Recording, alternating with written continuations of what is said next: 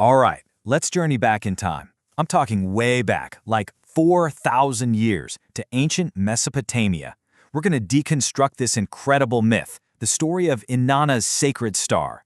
And you'll see, this isn't just some dusty old legend. It's an epic tale of heroism that feels surprisingly relevant, like a blueprint that still speaks to us right here, right now.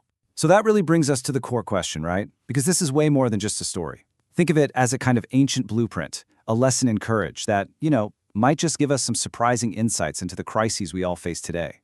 Okay, so picture this. Our story kicks off in a world that's, well, pretty peaceful.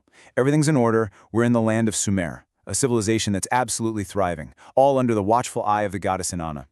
But, as you can probably guess, that peaceful, ordinary world, it's about to get completely shattered. I mean, the difference is just night and day. With Inanna's Sacred Star, Sumer is this glowing, prosperous place, totally serene.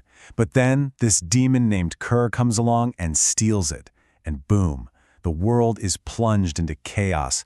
Luminosity becomes catasmism. Serenity becomes peril. The stakes? They couldn't be any higher. So, in this time of total desperation, a hero steps up. A priestess named Lilitu. And this is where we get the first hint at the real wisdom of this myth. See, her main weapon isn't a sword or a spear, it's her sagacity.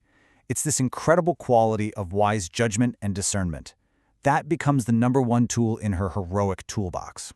Naturally, Lilitu goes looking for guidance, and the oracle gives her what's basically the call to adventure. The message is crystal clear. To get this done, you need fervor. You need this intense, passionate devotion.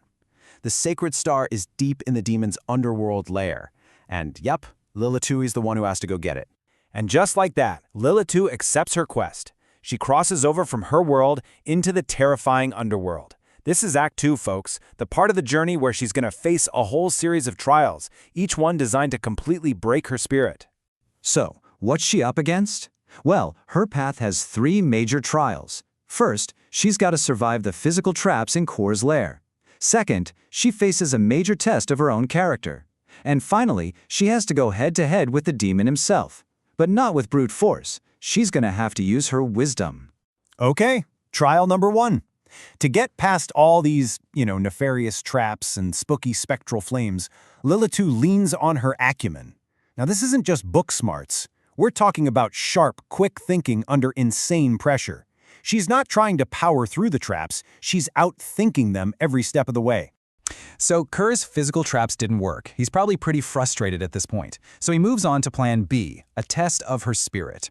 See, Kur is the demon of greed, so he does what he knows best.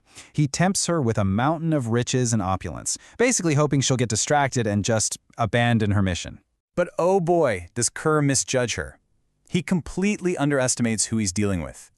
Lilitu's strength, it isn't for sale. It comes from her resolve. This rock-solid determination she has makes her basically immune to all his flashy temptations. Her quest was never about getting rich. And she nails the final part of this trial just by speaking. She confronts Kur head-on. She says, "Your arrogance will not sway my duty." It's this simple, powerful statement that just exposes his weakness, his pride. And believe it or not, those words actually weaken his hold over the underworld. So, Lilitu has made it past the traps, she's resisted temptation, and she's found the Sacred Star. But her journey is not over, not by a long shot. There is one final, incredibly powerful guardian standing in her way. The star is protected by a Lamassu. Now, this is a divine being, and it is furious. It's filled with this righteous divine wrath. And here's the crucial part. This isn't some monster you can just fight and kill. It's a sacred guardian, so brute force, totally off the table. So, how in the world do you get past a guardian like that? Well, not with a weapon. She faces this divine anger with her rectitude. It's her moral correctness, her righteousness. That integrity just shines from her. She doesn't approach it like a fighter, but like a humble servant on a sacred mission. And you can bet that standing in front of a being like that requires incredible fortitude. And we're not just talking about regular bravery here.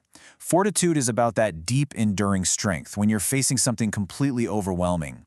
She doesn't back down, she doesn't even flinch. She just stands there, firm in her purpose. And unbelievably, It works. The Lamassu, being divine, it sees her for who she truly is. It's moved by her wisdom, her devotion, her complete moral clarity. It recognizes that she's worthy, and it just steps aside. It lets her pass, and she can finally reclaim the sacred star. All right, we're heading into the final act now. The heroes return. Lilitu has what the stories call the elixir, the sacred star. It's the one thing that can heal her broken world. And now she just has to get it home. And get this, with just one single, selfless act, returning the star to its home in Inanna's temple, Lilitu brings back the divine light. The chaos ends. Prosperity floods back into Sumer. Think about that. A single act of courage heals an entire civilization. And the ultimate seal of approval comes from the goddess Inanna herself. Her blessing basically validates the entire quest, and she calls out the exact virtues that got it done: valor and sagacity. So Lilitu didn't just save her people, she earned the respect of the gods. So, when you boil it all down, what's the big takeaway from this ancient story? What's Lilitu's real legacy? Well, it's all about what heroism truly is, and the kind of power that we all have inside of us. Lilitu's journey is this incredible reminder that our inner strengths, our virtues, are actually our most powerful weapons. Her wisdom beat arrogance, her devotion beat greed, her courage brought back harmony, and her integrity was so strong it could literally move a divine guardian out of her path. And that really leaves us with one last question to think about. For you, this myth kind of holds up a mirror and asks us to think about our own lives. What's the sacred star that you're fighting for? Is it a value you hold dear? Your community? A personal dream? And when you face your own crisis, what virtues are you going to call on to get you through?